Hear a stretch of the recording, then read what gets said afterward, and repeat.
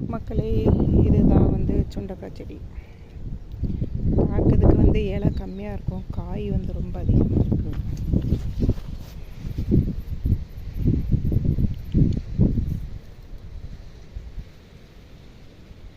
பாருங்கள் எவ்வளோ காய் இருக்குன்னு. இந்த செடி ஃபுல்லாகவே காய் தான்.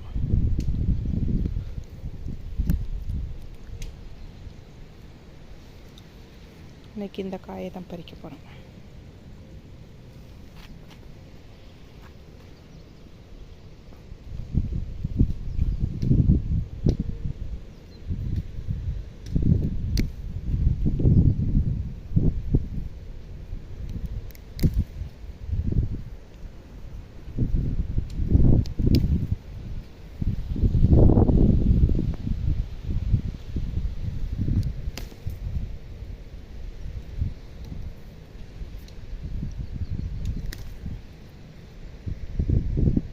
இங்கே பாருங்கள், முத்து முத்தாக இருக்குது.